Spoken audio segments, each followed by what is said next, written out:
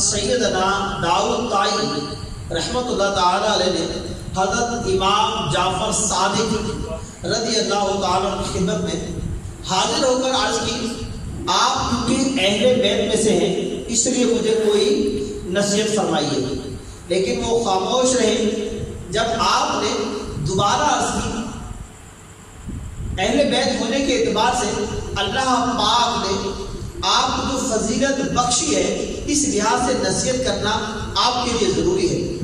اللہ اکبر، ذرا توجہ فرمائیے گا کہ کیا بات ہو رہی ہے اور کن سے پوچھی جا رہی ہے۔ حضرت داؤد طائی رحمۃ اللہ تعالیٰ علیہ ہیں اور حضرت امام جعفر صادق علیہ رحمہ میں بات ہو رہی ہے۔ بات سنیے گا اور سمجھیے گا کہ آپ داؤد طائی علیہ رحمہ فرما رہے ہیں کہ حضور آپ اہل بیت میں سے ہیں، مجھے کوئی نصیحت فرمائیے۔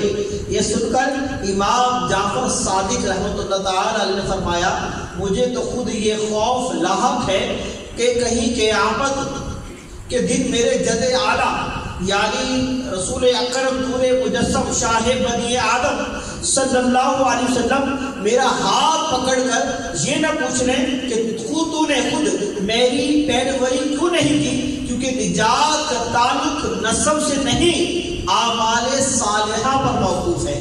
یہ سن کر حضرت داؤد طائی رحمۃ اللہ تعالیٰ نے بہت عبرت ہوئی، اور جب اہل بیت کے خوف خدا کا یہ عالم ہے تو آپ فرماتے ہیں میں کس گنتی میں آتا ہوں۔ بیٹے اس لائن میں بات سمجھیے گا کہ جب ایک ولی اللہ امام جعفر صادق علیہ رحمہ کی بارگاہ میں آتا ہے، فرماتے ہیں مجھے کوئی نصیحت فرمائیے، تو امام جعفر صادق علیہ رحمہ فرماتے ہیں کہ اگر میرے جد اعلیٰ نے، میرے رسول اکرم نے، میرے نانا جان نے، پیارے آقا علیہ الصلوۃ والسلام نے پوچھا، مجھ سے پوچھ لیا کہ تو نے میری پیروی کیوں نہیں کی، میری شریعت مطہرہ میں، میری سنتوں پہ عمل کیوں نہیں کیا، تو اس وقت میں کیا جواب دوں گا؟ مجھے تو اس وقت خود یہ خوف لاحق ہے کہ میرا راستہ آسان ہو، میں دین اسلام عتیق پہ چلتا رہوں۔ تو اللہ اکبر، یہ سن کر حضرت داؤد طائی رحمۃ اللہ تعالیٰ بہت عبرت ہوئی۔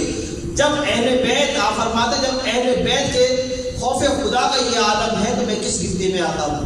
اللہ تبارک و تعالیٰ ہمیں خوف خدا عطا فرمائے۔ صلو علی الحبیب۔